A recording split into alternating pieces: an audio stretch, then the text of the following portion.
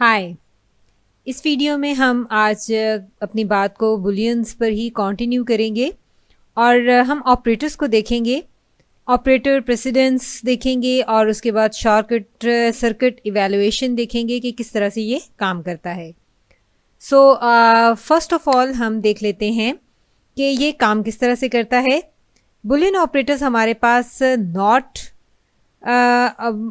होते हैं, एंड और ये सब हमारे पास बुलियन ऑपरेटर्स हैं। और यहाँ पर एक ट्रुथ टेबल होता है।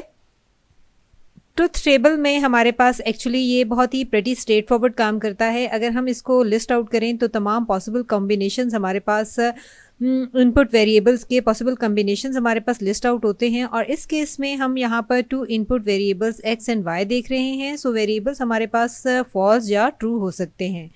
और यहाँ पर हम यूज़ कर सकते हैं एक 0 को फॉल्स के लिए और 1 को हम यूज़ कर सकते हैं फॉर ट्रू के लिए। और इसी तरह से इफ़ x हमारे पास फॉल्स है तो नॉट x हमारे पास ट्रू होगा, और इसी तरह से नॉट फॉल्स हमारे पास ट्रू है। सिमिलरली नॉट ट्रू भी हमारे पास फॉल्स होगा।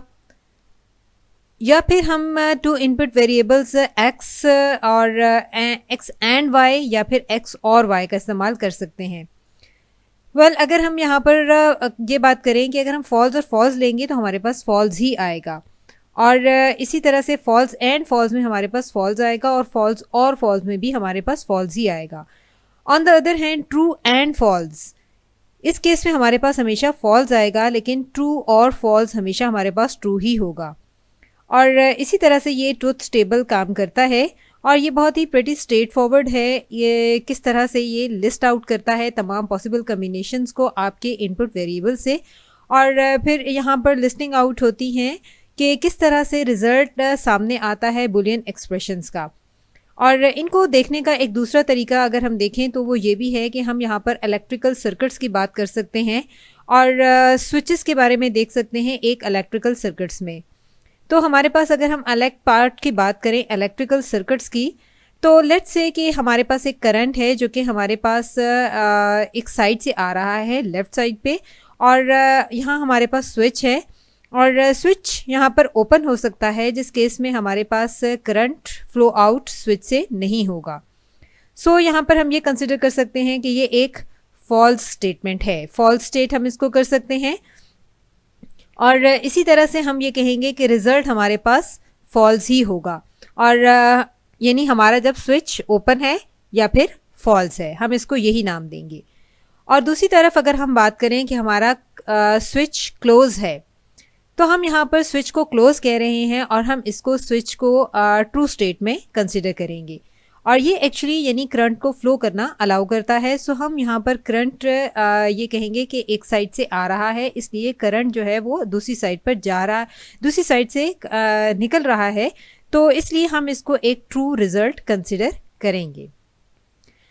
सो हम अगर यहाँ पर देखें कि और किस तरह से हम इसको एक्सप्रेस कर सकते हैं 2 स्विचेस इन पैरेलल अगर हम बात करें, तो हम ये कह सकते हैं कि x और y का मतलब ये है कि करंट जो है वो एक तरफ से आ रहा है और बाइफरकेट्स हो रहा है, और ये दोनों ब्रांचेस तक फ्लो हो रहा है। सो आप देख सकते हैं कि x हमारे पास क्लोज्ड है, और अगर x हमारे पास ट्रू है तो करंट भी हमारे पास फ्लो आउट स्विच से करेगा। सो हम यहाँ पर एंड अप रिजल्ट देखें तो हमारे पास ट्रू रिजल्ट आ जाएगा।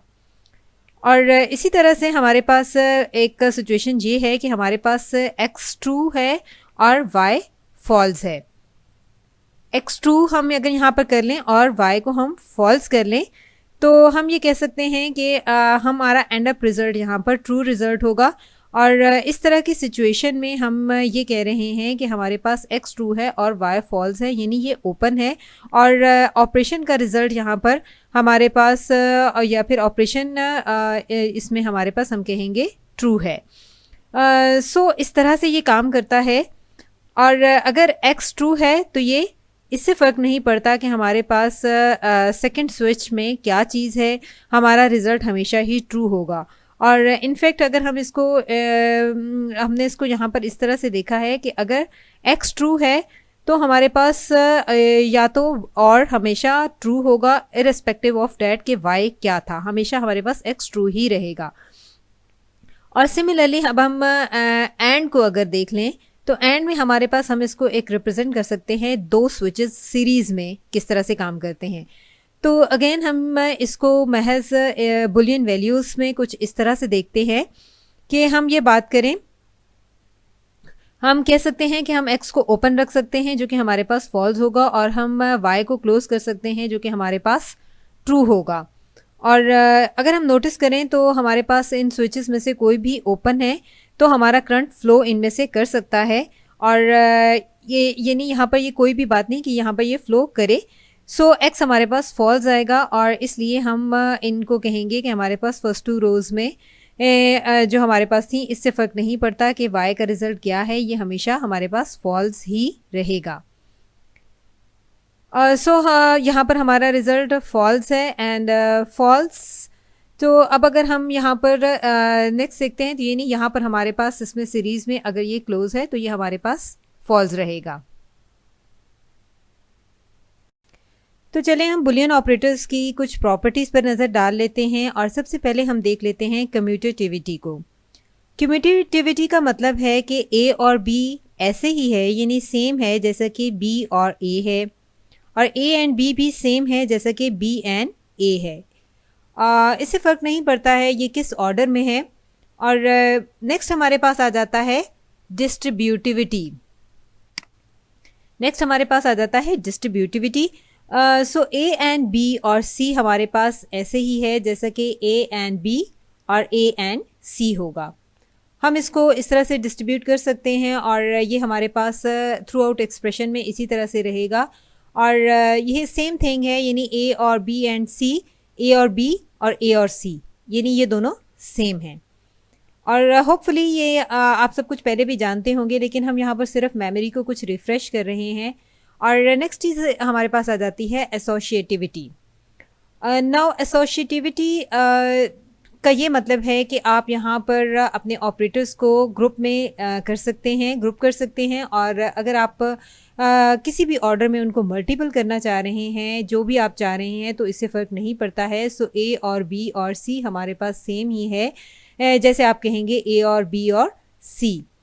और इसी तरह से आप यूँ लिख सकते हैं किसी भी एम्बिग्यूटी के बगैर कि ए और बी और सी, बगैर पैरेंथेसिस के भी आप लिख सकते हैं। और जब आप इसको इवेल्युएट करेंगे, या पाइथन जब इस एक्सप्रेशन को इवेल्युएट करेगा इस अंदाज से, तो ये आप के किसी भी ऑर्डर को पिक कर लेगा और जिसमें वो इसको इवेल्युएट कर देगा। और जिस तरह से वो एक पे 1 को पिक कर लेता है, तो सेम थिंग यहाँ पर होती है। ए एंड बी एंड सी, ये हमारे पास ए एंड बी एंड सी भी सेम ही है, और हम इसको बगैर किसी एम्बिग्यूटी के A and B and C simple भी लिख सकते हैं। और यहाँ पर पाइथन कुछ क्या करेगा इस तरह से कि ये इसको लेफ़्ट टू राइट इवेल्युएट करना स्टार्ट कर देगा, और इस केस में ये एक्चुअली कुछ इसी तरह से ही करेगा, और पहले ए और बी को इवेल्युएट करेगा और फिर यहाँ पर इसी को सी के साथ इवेल्युएट कर देगा, और सेम थिंग फिर यहाँ पर ए के साथ होगा और बी के साथ होगा, और ये पहले को इवेल्युएट करेगा और फिर एंड अप सी के साथ करेगा। लेकिन ऑफ कोर्स इन चीज़ों से फ़र्क नहीं पड़ता है कि ये किस डायरेक्शन में काम कर रहे हैं। ये अगर लेफ़्ट टू राइट हों या फिर राइट टू लेफ़्ट हों, ये एग्जैक्टली इक्विवेलेंट ही होंगे एक दूसरे के। और नेक्स्ट चीज़ हमारे पास आ जाती है De Morgan's theorem. De Morgan's law आ जाते हैं, जिसमें बेसिकली हमें ये बताते हैं कि आप नॉट ऑपरेटर्स को पैरेंथेसिस के अंदर डिस्ट्रीब्यूट कर सकते हैं। सो नॉट ए और बी हमारे पास हमें ही देता है not A and not be. और यहाँ आप नोटिस करेंगे कि हमने डिस्ट्रीब्यूशन नॉट के साथ की है, यानी हमने यहाँ पर एन और फिर यहाँ पर इस तरह से की है। और सिमिलर चीज़ हमारे पास है सिवाय इसके कि हम यहाँ पर एन और की चेंजिंग्स कर लें, यानी यहाँ पर ये मॉर्गन्स लॉ इसी तरह से काम करेगा।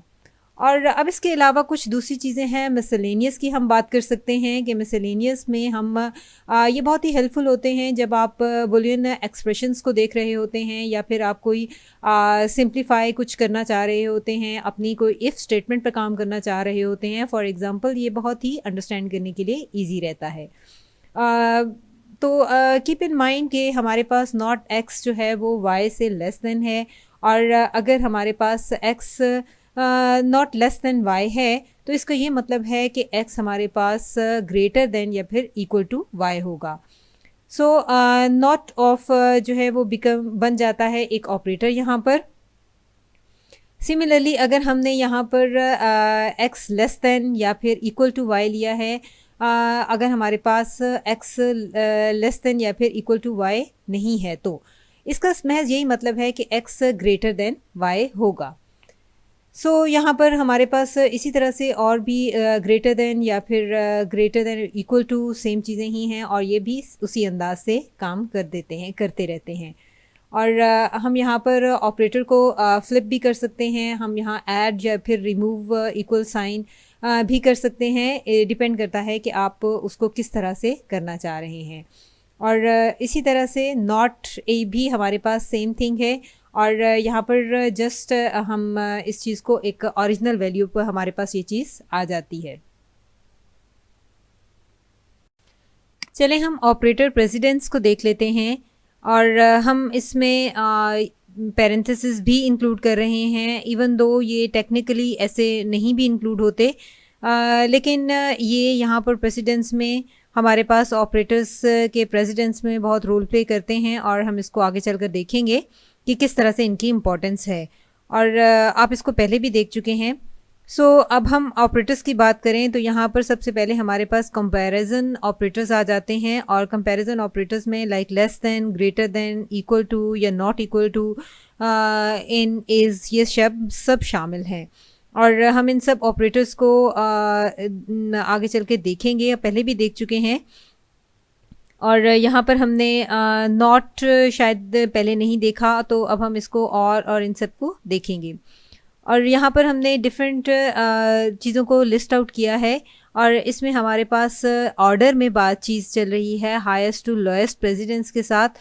अब इस बात का क्या मतलब है कि हम इसको एक एग्जांपल के थ्रू देखेंगे। अगर हम यहाँ पर एक एक्सप्रेशन देख लेते हैं तो हम यहाँ पर एक्सप्रेशन से स्टार्ट करते हैं कि हम यहाँ पर बात क्या करना चाह रहे हैं। हमारे पास यहाँ पर पहले ऑपरेटर्स में नॉट, एंड, और ये सब आ जाते हैं। अब यहाँ पर अगर हम प्रेसिडेंस की बात कर रहे हैं तो हम यहाँ पर ये कहना चाह रहे हैं कि हमारे पास एक हायर प्रेसिडेंस पे वर्ड आता है और उसके बाद इसी तरह से यानी और आ रहा है, तो इन रियलिटी यहाँ पर इनको इवेलुएट उसी तरह से किया जाएगा उनकी प्रेसिडेंस के अकॉर्डिंग कि वो ट्रू हैं या फॉल्स हैं। तो पहली चीज़ हमारे पास यहाँ पर आ जाती है, जो भी हमारे पास यहाँ पर नॉट आ जाता है, और इसी तरह से हम यहाँ पर एंड अप ट्रू या फॉल्स के साथ करते हैं। सो पहली चीज़ हमारे पास पहले ही आती है, इसलिए हम उसको ट्रू या फॉल्स के साथ इवेलुएट कर रहे होते हैं, और लास्ट में हमारे पास ट्रू आना है। जब हम यहाँ पर एंड हम फाइनली इवेलुएट इनको इसी अंदाज से कर सकते हैं।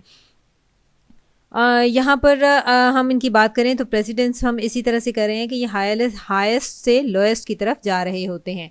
फॉर एग्जांपल हमारे पास ट्रू और ट्रू एंड फॉल्स है, तो हमारे पास एंड हायर प्रेसिडेंस में आ रहा होता है, इसलिए हम इसको पहले इवेलुएट करेंगे, और ट्रू एंड फॉल्स में हमारे पास फॉल्स आ जाता है, इसलिए हम देखेंगे कि लास्ट में हमारे पास ये ट्रू और फॉल्स जब आ जाएगा और के साथ फिर हम ट्रू की तरफ मूव करेंगे, हमें ट्रू की तरफ इवेलुएट करना होगा।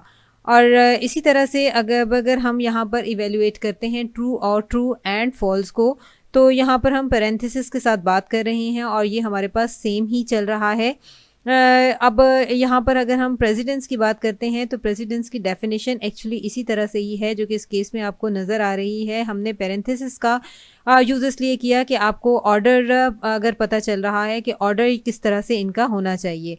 अब यहाँ पर यानी अगर आपको कुछ भी डाउट है तो हम आप इसको पैरेंथेसिस को यूज़ कर सकते हैं, यानी अगर आपको अपने उसमें आप श्योर नहीं हैं या आपको डाउट है तो आप पैरेंथेसिस का इस्तेमाल कर सकते हैं। टेक्निकली इसमें बिल्कुल भी कोई भी बात गलत नहीं है। आप कुछ एक्स्ट्रा पैरेंथेसिस अपने कोड में यूज़ करते हैं, अपने एक्सप्रेशन में यूज़ करते हैं, तो ये बहुत ही क्लियरली हेल्पफुल होगा। फॉर एग्जांपल परफेक्टली फाइन होगा कि आप इसको ट्रू और ट्रू एंड फॉल्स इस तरह से मेंशन करते हैं पैरेंथेसिस के साथ। That's okay. और टेक्निकली इस चीज़ की पैरेंथेसिस की ज़रूरत नहीं है अगर हम बात करें, क्योंकि हमारे कंप्यूटर को इस चीज़ की ज़रूरत नहीं है, लेकिन ये हमारे पास प्रॉब्लम आता है जब ये रीडेबल है या नहीं है। अगर हम यहाँ पर प्रॉब्लम्स देखें तो हम यही कहेंगे कि आपको डाउट है तो आप एब्सोल्युटली पैरेंथेसिस का इस्तेमाल करें, और पैरेंथेसिस आपके कोड को मज़ीद रीडेबल बना देता है, आपका कोड अच्छी तरह से रीडेबल हो जाता है। और ह्यूमंस जो हैं वो हमेशा आपके कोड को प्रॉपरली रीड कर पाते हैं।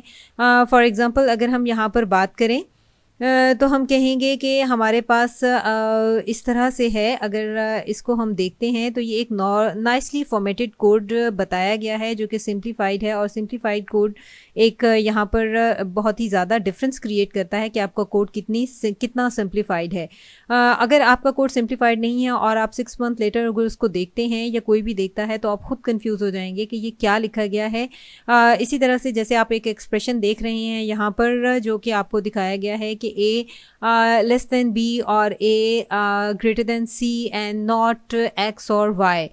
तो यहाँ पर आप देख सकते हैं कि एकदम से आप कंफ्यूज हो सकते हैं कि व्हाट्स गोइंग ऑन, यहाँ क्या हो रहा है। ऑफ कोर्स यहाँ पर आपको कंफ्यूज नहीं होना, इसलिए अब अगर आप देखें कि आप प्रेसिडेंस का इस्तेमाल करते हुए अगर आप देखते हैं तो हम यहाँ पर लेस देन और ग्रेटर देन की बात कर रहे हैं, तो हमारे पास वो पहले आ रहा है और हमें वो पहले ही इवेलुएट करना है। वो एक्सप्रेशन पहले ही इवेलुएट हो जाएगा और दूसरा बाद में होगा। तो अगर हम इसको प्रेसिडेंस के अकॉर्डिंग बात करें तो हमारे पास नेक्स्ट आ जाता है नॉट, और यहाँ पर हमारे पास फिर नॉट एक्स है इस स्टेटमेंट में, तो नेक्स्ट हमारे पास फिर वही इवेलुएट होगा। और यहाँ पर हमारे पास एक्स और लेट्स से कैपिटल ए अगर हम कह देते हैं, या capital B and capital C और वाई, यहाँ पर हमारे पास सिर्फ यही स्टेटमेंट बाकी रह जाती है। और अब हमारे पास ये और एंड ऑपरेटर्स हैं, और लेफ़्ट साइड से अगर वो इसको हायर प्रेसिडेंस के अकॉर्डिंग इवेलुएट किया जाता है तो हम इसको देखेंगे कि किस तरह से इसका है कि ए और बी और सी इस चीज़ से फ़र्क नहीं पड़ता, लेकिन इस केस में हम रियली इसको इस तरह से मेंशन कर सकते हैं इस एक्सप्रेशन को जो बिल्कुल इसी के इक्विवेलेंट है, लेकिन आपको अंडरस्टैंड करना खासा इजी है। इसमें आप पैरेंथेसिस का अपने एक्सप्रेशन में यूज़ कर रहे हैं, लेकिन इसके अंदर आप इसी तरह से यानी वो कैलकुलेट उसी तरह से ही होगा, और लेकिन हम इसको सिंपलर बना सकते हैं अंडरस्टैंड करने के लिए। पीस ऑफ कोड ऑल्दो बिल्कुल सेम है, लेकिन ऑफ कोर्स आप इसको देखकर कंफ्यूज नहीं होंगे, और जब कंफ्यूजन नहीं होगी तो एक्सप्रेशन आप आसानी से आप भी रीड कर सकते हैं और कोई भी आपके एक्सप्रेशन को रीड कर सकता है। मशीन को इसको इवेलुएट करने में कोई प्रॉब्लम नहीं है। पाइथन इंटरप्रेटर आप जिस तरह से भी मेंशन करें, ये ऊपर वाली स्टेटमेंट या नीचे वाली स्टेटमेंट जिस तरह से भी आप इसको करते हैं ये ईजिली उसको इवेलुएट कर लेगा, लेकिन ह्यूमंस जो हैं यहाँ पर उनके लिए एक इजी टाइम होगा अगर वो इस तरह का कोड रीड करते हैं। Okay, let's enough for this topic. अब हम आगे चलते हैं। तो चलें अब हम देख लेते हैं शॉर्ट सर्किट इवैल्यूएशन को, और इस पर अगर आप नज़र डालें तो ये हम अभी पहले भी देख चुके हैं और ट्रुथ टेबल हमने अभी डिस्कस किया था।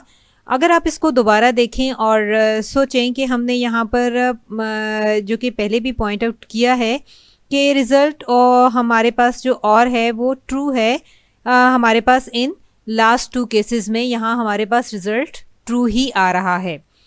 सो यहाँ पर आप ये नोटिस करेंगे कि ये ट्रू रिज़ल्ट इसलिए आ रहा है क्योंकि हमारे पास x ट्रू है, और अगर x ट्रू है तो याद रखें कि हमने अगर स्विच की बात की थी जहाँ पर x ट्रू था तो रिज़ल्ट हमारे पास ट्रू ही आता है, और इससे फ़र्क नहीं पड़ता कि y क्या है, यानी y ट्रू या फॉल्स हो सकता है, इससे कोई फ़र्क नहीं पड़ेगा। करंट हमारे स्विच में से फिर भी फ़्लो करेगा। सो अगर x ट्रू है तो हमारे पास x और y ट्रू होगा, नो मैटर कि वैल्यू ऑफ y क्या है। दूसरे अल्फाज में हम ये कह सकते हैं कि x और y हमारे पास ट्रू बगैर y की इवैल्यूएशन के रिटर्न करता है।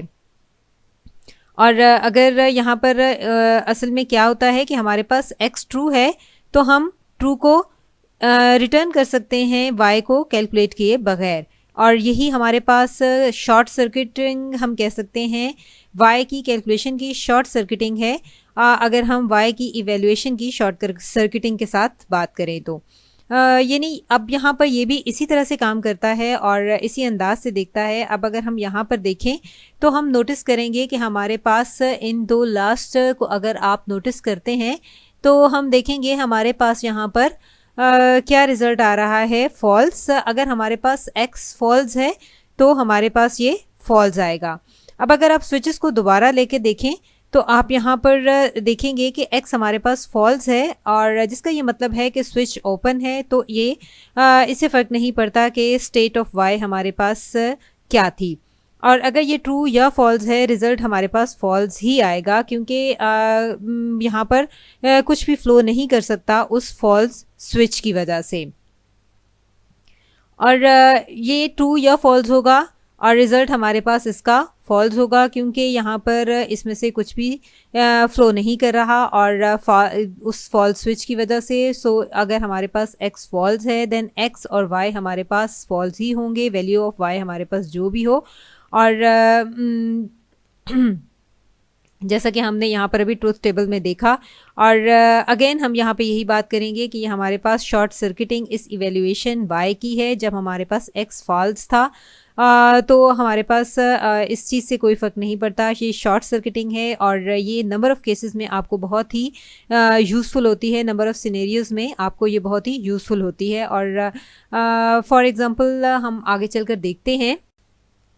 चलें अब अगर हम एक एग्ज़ाम्पल पर नज़र डाल लें, लेट्स से कि हमारे पास एक ऐसा सिनेरियो है और इस सिनेरियो को अगर हम देखते हैं तो इसमें ये कहा जा रहा है कि आपके पास एक डेटा फीड है, एक स्टॉक सिंबल्स की लिस्ट का एक आपके पास डेटा फीड है और कुछ फाइनेंशियल डेटा भी एसोसिएटेड है इससे, और ये नंबर ऑफ़ शेयर्स ट्रेडेड हैं और जो भी हैं हम यहाँ पर ये एक जस्ट एक एग्जांपल है। सो सपोज़ आपने ये फीड हमें डेटा फीड हमें मिली है और आपको जो आपको मिली है और आपने इस पे स्टॉक सिंबल्स हासिल करने हैं जो भी आपकी जॉब में हैं, यानी आप इस फीड को मॉनिटर कर रहे हैं और कुछ स्पेसिफिक स्टॉक सिंबल्स चेक कर रहे हैं जिसमें आप कुछ फ्यू स्टॉक सिंबल्स में आप इंटरेस्टेड हैं, थाउजेंड्स में से 10,000 हैं या जो भी हैं, जो भी रास्ते में आ रहे हैं, आप उनमें से कुछ में इंटरेस्टेड हैं और सब में इंटरेस्टेड नहीं हैं। सो आप उन को देखने के बाद कुछ एक्शन लेना चाह रहे हैं कि अगर स्टॉक की प्राइस जो है वो कुछ सर्टेन थ्रेशोल्ड से अबव जाती है और लेकिन यहाँ पर करंट प्राइस ऑफ स्टॉक जो है वो लेते हुए कुछ केविएट भी है, और आप कह सकते हैं कि एक बहुत ही यानी आपको एक कॉस्ट रखती है और एक हार्ड कॉस्ट है, और एवरी टाइम यानी आपको यहाँ पर एक रिक्वेस्ट भेजनी पड़ती है। और फॉर एग्जांपल आप ये कहते हैं कि मुझे प्राइस ऑफ एप्पल दी जाए, एट द मोमेंट दी जाए, और इससे आपको एक कॉस्ट पे करनी पड़ती है और आपको उस चीज़ के लिए इन टर्म्स ऑफ रिसोर्सेज भी कुछ कॉस्ट पे करना पड़ जाती है। यानी आपको एक डेटाबेस कनेक्शन ओपन अप करना पड़ सकता है, या फिर आपको एक HTTP का सेटअप, HTTP कनेक्शन का सेटअप लेना पड़ता है API से, और फिर आप एक API को कॉल करना पड़ सकती है जो कि आपको बताए कि और API को आगे किसी को कॉल करना पड़ सकती है और जो आपको कुछ भी बताएगा। यानी इस पॉइंट पे एक कॉस्ट एसोसिएटेड है अगर आप उस सिंबल की प्राइस को जानना चाह रहे हैं। लेट्स सी कि अगर आप यहाँ पर कुछ किस तरह का कोड लिख सकते हैं, और अगर आप अज्यूम कर लें कि हमारे पास शॉर्ट सर्किटिंग नहीं है तो आप प्रोबेबली इसको इस तरह से लिखेंगे। फर्स्ट थिंग आप कहेंगे एक आउटर में इफ़ स्टेटमेंट के if symbol in watch list. First thing में ये है कि सिंबल 1 में आप जिसमें इंटरेस्टेड हैं, यानी ये वॉच लिस्ट आपके पास एक लिस्ट ऑफ सिंबल्स है, और आप इसी को चेक करेंगे कि अगर सिंबल जो कि आपको इस फीड में रिसीव हुआ है वो आपके पास उस में है, जो आपके पास एक रिसीव है वो आपके पास उस फर्स्ट में है, उस लिस्ट में है ये नहीं। और अगर ये केस है तो आप आगे आपको प्राइस जो है वो रिट्रीव हो जाएगी, और अगर उस सिंबल की प्राइस ग्रेटर देन उस थ्रेशोल्ड से है तो आप आगे चलेंगे और डू समथिंग, और अदरवाइज इस तरह से आप उसका कोड मेंशन करेंगे। सो यहाँ पे ये है कि जब आप प्राइस मेथड को कॉल करेंगे तो आपको एक कॉस्ट पे करना पड़ेगी, और आप कॉस्ट जो है वो प्राइस मेथड को कॉल नहीं करना चाहते हैं हर बार, जो कि आपको करना है, लेकिन आप बार बार उसको कॉल नहीं करना चाहते, तो आपको ये श्योर करना होगा कि आप अपनी कॉस्ट को रेकिंग अप नहीं कर रहे हैं, और प्राइस ऑफ सिंबल जिसे आप तलाश कर रहे हैं, जिसमें आप इवन इंटरेस्टेड भी नहीं हैं, तो आप ये सारी बातें जब आपके सामने आएंगी तो अब आप इसको कुछ इस तरह से लिख सकते हैं। अगर हमारे पास शॉर्ट सर्किटिंग है तो हम यहाँ पर कुछ इवेलुएट अगर करना चाहें तो हम इस तरह से भी इवेलुएट इक्विवेलेंटली इसको इस तरह से कर सकते हैं कि if symbol in watch list and price symbol is greater than threshold, do something. Well ये इक्विवेलेंट है, और क्योंकि शॉर्ट सर्किटिंग की वजह से अगर सिंबल हमारे पास उस वॉच लिस्ट में नहीं है तो यहाँ पर ये फॉल्स इवेलुएट हो जाएगा। हमारे पास पहली लिस्ट में ही ये चीज़ फॉल्स इवेलुएट हो जाएगी, और शॉर्ट सर्किटिंग की वजह से, फॉल्स होने की वजह से यहाँ पर जो भी आगे एनीथिंग हमारे पास हमेशा से जो फॉल्स है तो ये एक्चुअली यहाँ पर हमारे पास ये वैल्यू, ये चीज़ इवेलुएट ही नहीं होगी। पाइथन हमारे इस एंड स्टेटमेंट को बिल्कुल भी रन नहीं करेगा, क्योंकि यहाँ पर ये कह दिया गया है कि हमें इस चीज़ की ज़रूरत नहीं है, फॉल्स हमारे पास ऑलरेडी आ चुका है और हम इसको स्किप कर सकते हैं इस पार्ट को। So just return false. और सो हम ये कह सकते हैं कि इस इफ़ स्टेटमेंट एक्सप्रेशन की वजह से यहाँ पर ये फॉल्स आ गया, और हमारे पास हम इस कोड को इवेलुएट नहीं करना चाहते। Of course on the other hand अगर हमारे पास सिंबल इन वॉच लिस्ट में हमारे पास है और वो ट्रू रिटर्न होता है तो इस पॉइंट पे हमारे पास शॉर्ट सर्किटिंग नहीं होगी, और आपका फर्स्ट ऑपरेंड अगर ट्रू है, यहाँ पर अगर आपका फर्स्ट ऑपरेंड ट्रू है तो आप इसको आगे लेकर चलेंगे, और इवेलुएट नेक्स्ट हमारा ऑपरेंड जो है वो भी इवेलुएट हो जाएगा। सो नाउ यहाँ पर हम कह सकते हैं कि आगे चलें और इसको भी रन करें। ओके, इस पॉइंट पे ये रन होता है, लेकिन हमारे पास यहाँ पर उसी सूरत में जब यहाँ पर ट्रू आता है। अगर ये फॉल्स होता है तो ये कभी भी रन नहीं करेगा। और इसका इक्विवेलेंट हमारे पास इसी तरह से ये नेस्टेड इफ स्टेटमेंट के, हमारे पास ये स्टेटमेंट जो है ये स्टेटमेंट हमारे इस नेस्टेड इफ स्टेटमेंट के इक्विवेलेंट ही है। तो चलिए चलकर हम एक दूसरी एग्जांपल देख लेते हैं, और लेट्स से कि हम यहाँ पर एक डेटाबेस से एक नेम को रिटर्न कर रहे हैं, एंड लेट्स सपोज ये एक नलेबल स्ट्रिंग है। सो आपका नेम 3 डिफरेंट स्टेट्स में हो सकता है। यहाँ पर ये एक नल ऑब्जेक्ट भी हो सकता है, जिसका मतलब है आप नन से एंड अप करेंगे। पाइथन में नन ऑब्जेक्ट ही रिटर्न होगा, और ये डिपेंड करता है कि आप डेटाबेस कनेक्शंस का इस्तेमाल कर रहे हैं या फिर डेटाबेस एपीआई जो भी आप इस्तेमाल कर रहे हैं, या लाइब्रेरी या कुछ भी। लेकिन टिपिकली एक हमारे पास नल पाइथन में डेटाबेस इसको नन ऑब्जेक्ट से ही ट्रांसलेट करता है। ये एक महज एम्प्टी स्ट्रिंग भी हो सकता है, या फिर ये कुछ कैरेक्टर्स भी हमारे पास हो सकते हैं, और एक एम्प्टी स्ट्रिंग भी हो सकती है और टेक्स्ट फील्ड में डेटाबेस में, और इसी तरह से यानी वो भी नल ही होगा, और इसके अलावा हमारे पास कुछ कैरेक्टर्स भी हो सकते हैं। सो ये 3 पॉसिबल स्टेट्स हैं एक नाम के लिए। लेट्स से कि हम यहाँ पर कुछ एक्शन परफॉर्म करना चाह रहे हैं, और वो हम ये कहना चाह रहे हैं कि अगर हमारा फर्स्ट कैरेक्टर स्ट्रिंग में डिजिट है 0 से 9 तक, तो आप कुछ इसको इस तरह से मेंशन करना चाहेंगे। हम कुछ इस तरह से लिख सकते हैं कि if name 0 in string is a digit 0 through 9, तो आप देख सकते हैं कि स्ट्रिंग हमारे पास यहाँ पर एक मॉड्यूल है, और आप इसको इंपोर्ट कर सकते हैं। डिजिट्स हमारे पास एक महज स्ट्रिंग है जो कि 0 1 2 3 4 5 6 7 8 9 पर ही मुश्तमिल होगी। और हम देखेंगे कोड में आगे चलकर जब हम इसको स्विच कोड की तरफ करेंगे तो इसको मज़ीद डिटेल में चेक करेंगे। लेकिन अगर वो एक डिजिट है और या फिर कुछ और है, ये हम चेक करेंगे इस कोड के थ्रू। और अगर हम देखते हैं कि ये हमारे पास इस तरह से है, तो फिर यहाँ पर ये चलकर हमारा कोड ब्रेक हो जाएगा अगर हमारा नेम नन है या फिर कोई एम्प्टी स्ट्रिंग है। नन यहाँ पर आप जानते हैं कि यहाँ पर इस इंडेक्स में फाइंड आउट नहीं होगा, क्योंकि नॉन ऑब्जेक्ट हमारे पास सीक्वेंस टाइप नहीं है, ये इंडेक्सेबल है। और इसी तरह से सेम थिंग ही होगी अगर स्ट्रिंग भी एम्प्टी मिलती है तो। और इस पॉइंट पे हम ये कह सकते हैं कि आप इंडेक्सेस का इस्तेमाल कर सकते हैं, लेकिन स्ट्रिंग जब तक स्ट्रिंग एम्प्टी है हमारे पास पोजीशन में यहाँ कुछ भी नहीं होगा, और ये हमेशा हमारा कोड इधर यहीं पर ब्रेक हो जाएगा और ये काम भी डेफिनेटली नहीं करेगा।